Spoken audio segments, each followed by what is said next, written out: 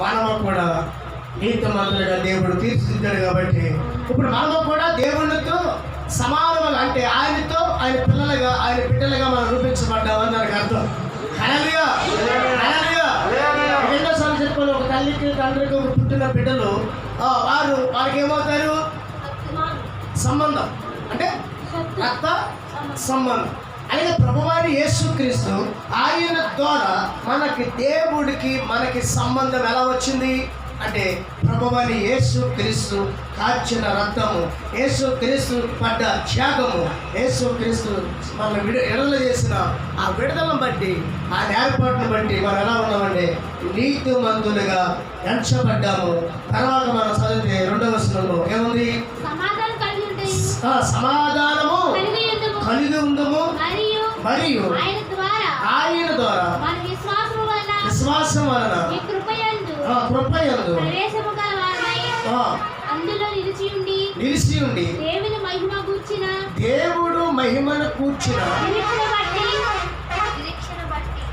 నిరీక్షణ బట్టి అతిశయపడుచున్నాము.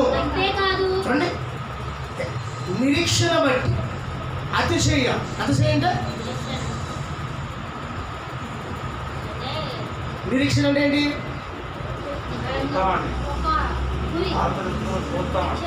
ఇది నిరీక్షణ అంటే వేచి ఉంటాం. దేవుడు మేలిస్తాడు, దేవుడు కార్యం చేస్తాడు, దేవుడు ఎప్పటికైనా మనల్ని లోకము నుండి ఆయన ఎద్దరికి తీసుకెళ్తాడు. ఆయన కార్యములు మన పట్ల చేస్తాడు. సంఘములో సహవాసంలో దేవుడు మనల్ని స్థిరపరుస్తాడు అన్నదే ఎదురు చూడటమే దాన్ని నిరీక్షణ. హల్లెలూయా. తర్వాత అతిశయించడం అంటే అతిశయించడం అండి, అతిశయించడం, ఆశ్చర్యమైన అతిశయించడం. అతిశయించడం అంటే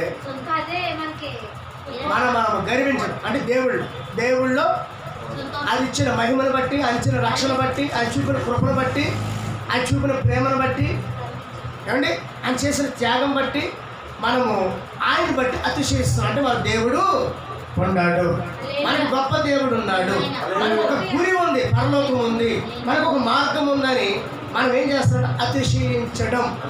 హల్లెలూయా, అతిశయించడం. చూడండి కీర్తన గ్రంథం 20వ వచనం. అతిశయించడం అంటే కీర్తనకారుడు రాశాడు. ఆ కీర్తన గ్రంథము 20వ వచనం.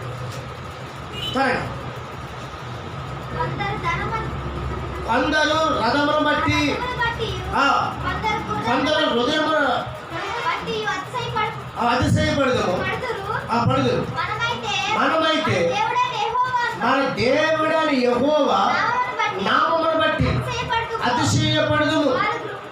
వారి కృంగి నేల మీద పడి ఉన్నారు, మనము లేచి చక్కగా నిలిచి ఉన్నాం. ఏమర్థమైంది అంటే ఇక్కడ కీర్తనకారుడు ఏమంటాడంటే కొందరు రథమును బట్టి అతిశయించారు, కొందరు గుర్రమును బట్టి అతిశయించారు, కొందరు పదమును బట్టి అతిశయించేవాళ్ళు, కొంతమంది ఆ కూర్చున్న సింహాసనం బట్టి అతిశయించేవాళ్ళు, కొంతమంది సిరి సంపదను బట్టి అతిశయించేవాళ్ళు. హల్లెలూయా.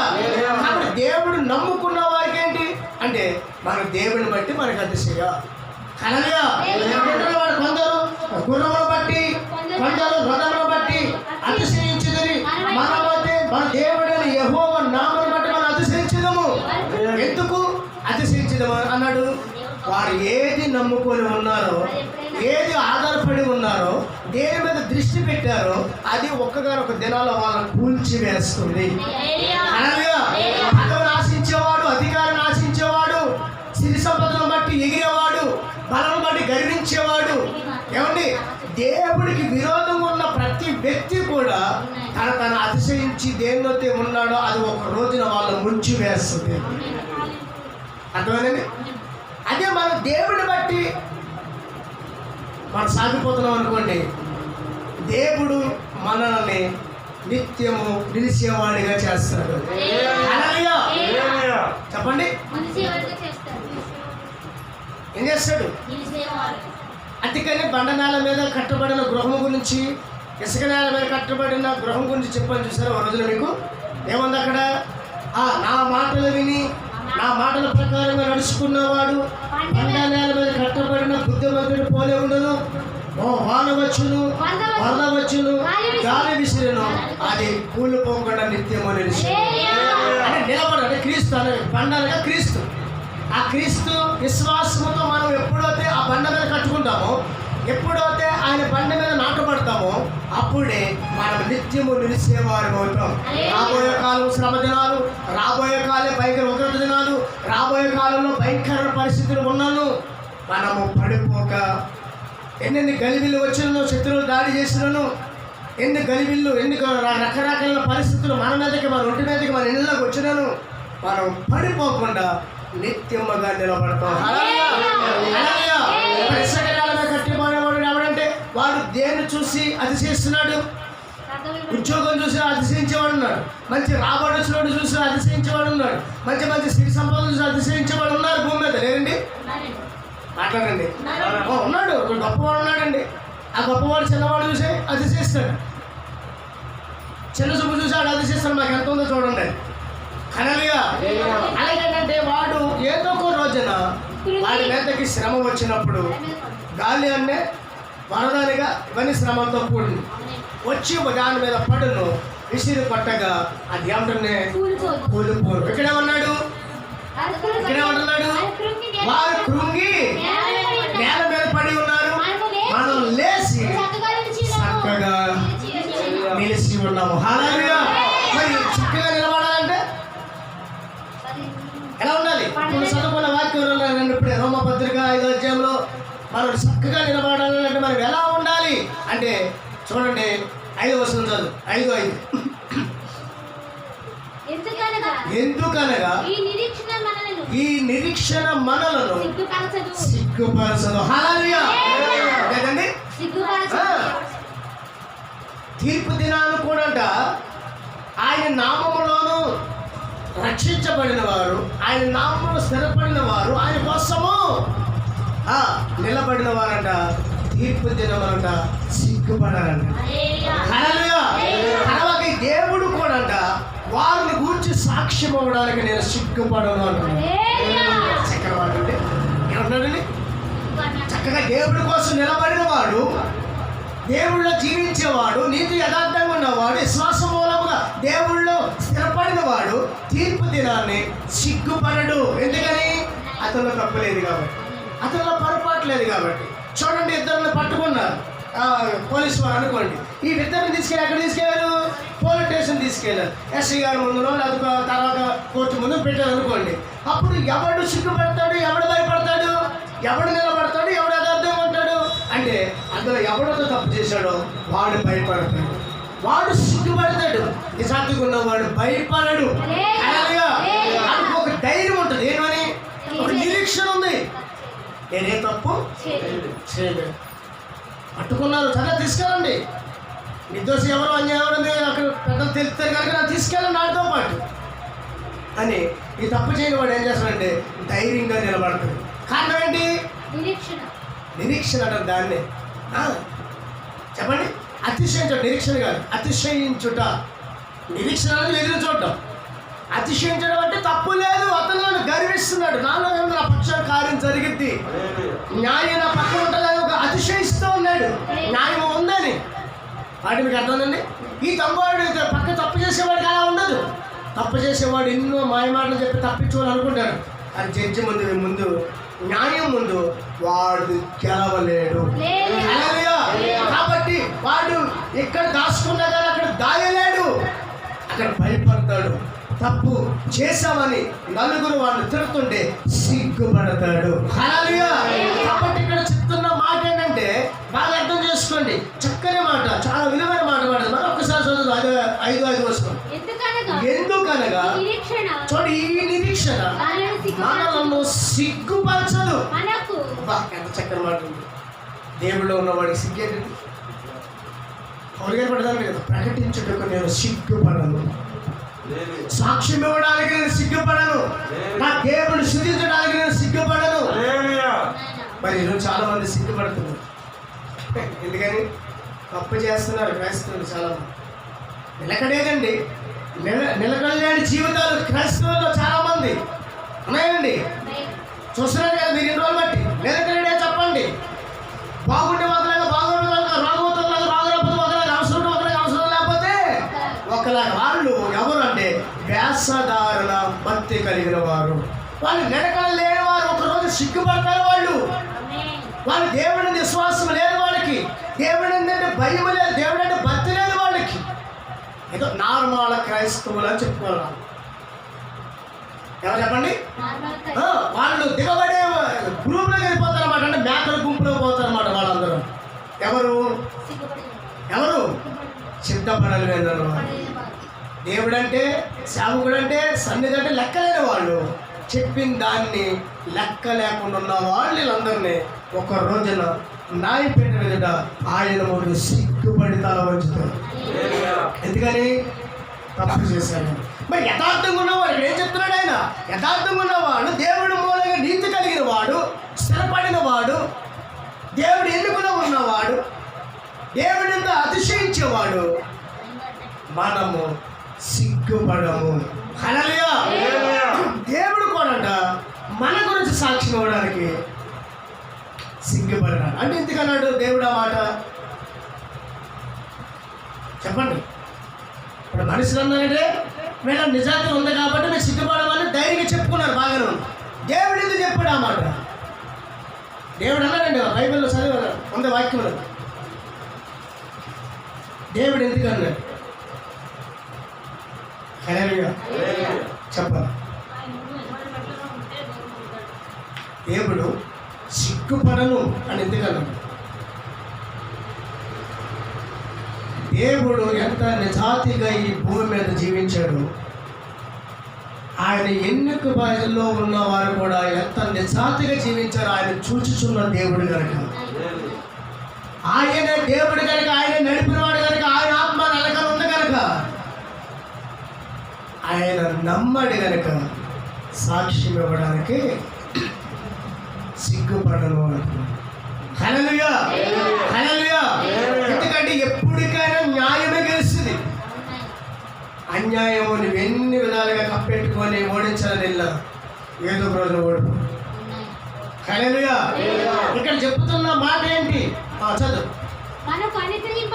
మనకు అనుగ్రహింపబడిన పరిశుద్ధాత్మ ద్వారా దేవుడు ప్రేమ మన హృదయములను కుమ్మరింపబడి ఉన్నది. హల్లెలూయా. చెప్పండి. ఇప్పుడు నిరీక్షణ ఉన్నవారి మీద, విశ్వాసం ఉన్నవారి మీద ఏంటి? ఆయన పట్ల అతిశయించే వారి పట్ల ఏముంది? పరిశుద్ధాత్మ ఉన్నది. హల్లెలూయా. పరిశుద్ధాత్మ దేవుడు వాళ్ళలో ఉన్నప్పుడు వాళ్ళ తప్పు ఉందని ఎలా చెప్పగలరు ఎవరైనా? లోకము తప్పు ఉందో చెప్పిన అక్కడికి గెలవదండి. హల్లెలూయా.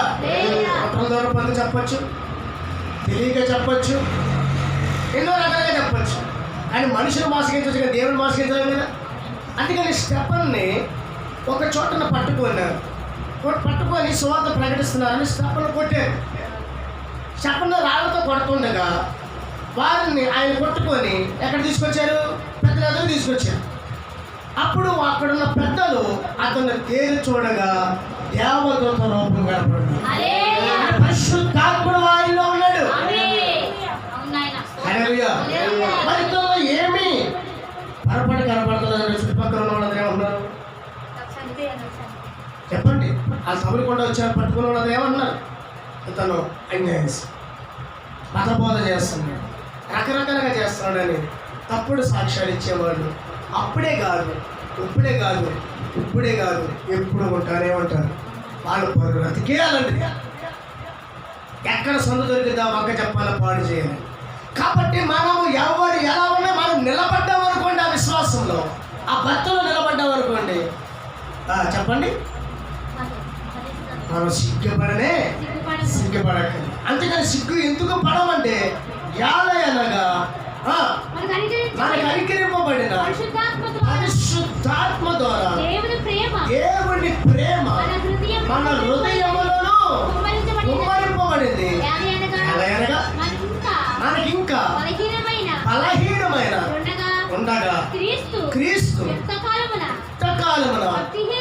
భక్తిహీనుల కొరకు చనిపోయాను. ఎవరి కొరకు చెప్పాడు దేవుడు? అంటే ఇంకా మారలేని వాళ్ళు, ఊరగట్టుకున్న వాళ్ళు, వాళ్ళ గురించి కూడా దేవుడు చనిపోయి ఉన్నాడని వాక్యించారు అంటే ప్రకటిస్తున్నారు అన్నమాట. ఎందుకంటే ఆ కాలంలో చూసిన వారికి తెలుసు, మరి తర్వాత ఉన్న కాలంలో ఎలా తెలుస్తుంది చెప్పండి? ఒక చరిత్ర ఒక్కొక్కరు కూడా పుట్టేవాళ్ళు ఉంటారు, యవనస్తులు ఉంటారు, పెరిగేవాళ్ళు ఉంటారు, పెద్దోళ్ళు ఉంటారు, బయటపడి తెల్లవాళ్ళు ఉంటారు. మరి ఇవందరికీ తెలియాలంటే ఈ సువార్తను మనం ప్రకటించాం. హల్లెలూయా. కాబట్టి ఇది ఎవరు ఆ విధానంగా చెప్పగలంటే దేవుడు ప్రేమ, దేవుడు కృప, దేవుడి సంకల్పం, దేవుడి ఆత్మ ఎవరిలో ఉంటుందో వాళ్ళే క్రీస్తుని గురించి సాక్ష్యం. తర్వాత ఏమంటుందో చదువు. నీతిమంతుల కొరకు సహితము ఒకడు చనిపోవడం అరుదు. మంచివారి కొరకు ఎవడైనా ఒకవేళ చనిపోవ తెగింపవచ్చు. అయితే దేవుడు మన ఎడల మన ప్రేమ వెల్లడిపరచుచున్నాడు. ఎట్లనగా మనం ఇంకా పాపములో ఉండగానే క్రీస్తు మన కొరకు చనిపోయాను. అంటే ఏమర్థమైంది దీంట్లో? అర్థమైందండి? దేవుడు ఎందుకు చనిపోయాడు? మనం ఇంకా పాపులుగానే ఉండగానే, ఇంకా మనము శత్రువులుగా ఉండగానే, మనం ఇంకా అన్యాయస్తులుగా ఉండగానే, మనం ఇంకా భక్తిహీనులు అంటే దేవుడంటే భయము, లెక్కలే ఉంటాను, నిర్లక్ష్యాలు, కృష్ణానుసారం జీవితం, దాన్ని ఏమంటారంటే భక్తిహీనం. ఈ భక్తిహీనుల గురించి కూడా సరే మరొకసారి చదవచ్చును. నీతిమంతుల కొరకు సహితము ఒకడు చనిపోవట అంటే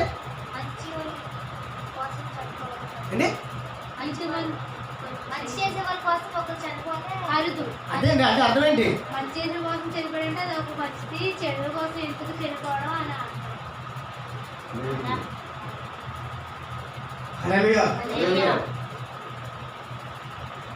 వైద్యం ఎవరికండి? అండి ఇదేనండి అర్థమైందా? ఇప్పుడు వైద్యం ఎవరికి? రోగికి. మంచివాడిగా మరి డాక్టర్ గారు పిలిపించి రోగున్నవాడు చెప్పించి మంచి వాళ్ళందరూ వైద్యం చెప్పించి ఏమంటారు చెప్పండి? అన్ని బాగుండి పుష్టికున్న వాడికి వైద్యం చేయమంటే లోకం ఎలా చూస్తుంది? సమాజంలో ఎవరైనా గుర్తిస్తారు? అదే నువ్వు డాక్టర్వా ఏమంటారు? అంటే బాగున్నాడు వైద్యం చేస్తున్నాడు, బాగులేని వాడు చేయాలి కదా అంటారు, అంటారా? అలాగే ఇక్కడ నీతిమంతుల కొరకు ఎవడు చనిపోతాడు? ఎవడు చనిపోడు. చనిపోయాడంటే దానికి ఒక కారణం, రీజన్ ఉండాలి. హల్లెలూయా. అందుకే ఇక్కడ ఏమన్నా నీతిమంతుల కొరకు చనిపోవడం వారికంటే మన దానికోసం పెద్ద లెక్కేం కాదు. మన గురించి నీతిమంతుల గురించి ఎవడు సరిపోడు. ఎందుకంటే నీతిమంతులు సరిపోయిన కర్మ బాగుండే కదా, బాగున్న ఆలోచన ఏం సరిపోదు ఏమండి? వాటి మీకు అర్థమైందండి? తర్వాత రెండోది చెప్పుకుంటే చూడు ఏమంటున్నాడు? కాబట్టి మంచివారి కొరకు ఎవడైనా ఒకవేళ చనిపోవ తెగపవచ్చు. అంటే మంచివారంటే అర్థమైందండి? ఒక్కొక్క వచనానికి ఒక్కొక్క అర్థం ఉంది. మంచివారి కొరకు అంటే కొన్ని సందర్భాల్లో ప్రేమికులు ఉంటారు, వాళ్ళు మంచోళ్ళే, కానీ వెనకాల ఉన్న కొన్ని గ్రహాలను బట్టి ఏమవుద్ది, వాళ్ళు చనిపోతారు. అది న్యాయమే. కొంతమంది ఆపత్తుల్లో ఉన్నవారిని ఆదుకుంటారు, ఆదుకొని కొంచెం వాళ్ళ కోసం ఎలా పోయి కొన్ని పొరపాట్లు ఎవరు కూడా జారిపోయి సరిపోయిన వాళ్ళు కూడా ఉంటారు. ఒకరు కాపాడబోయి మంచివారి కోసం కాపాడబోయి వీళ్ళు కూడా ప్రాణాలు తీసుకునే వాళ్ళు చాలామంది ఉన్నారు లేదండి? అంటే మీకు దాన్ని బట్టి అర్థం అవ్వాలంటే మన వరకు కరోనా అప్పట్లో వచ్చింది, బాగా అర్థం చేసుకో. అంటే మీకు అర్థం అవుతుందని చెప్తున్నాను. ఈ మంచివాడు ఎవరు? డాక్టర్ మంచివాడే, రోగి మంచివాడే, కానీ బలహీనత వచ్చింది. వాళ్ళ కోసం వైద్యం చేసి ఏం చేశారు? వీళ్ళు కూడా చనిపోయారు. అంటే రోగస్తుగా మంచివాడే, వీళ్ళు వాళ్ళు మంచివాడు, కానీ రోగం వల్ల వాడికి ప్రాణాపాయం వచ్చింది, వీళ్ళకి కూడా ప్రాణం. అందుకని ఇక్కడ ఏమన్నాడంటే మంచివారి వరకు చదువు, మంచివారి వరకు సహితము సహితము ఒకడు చనిపోవుట ఒకడు చనిపోవుట అరుదు.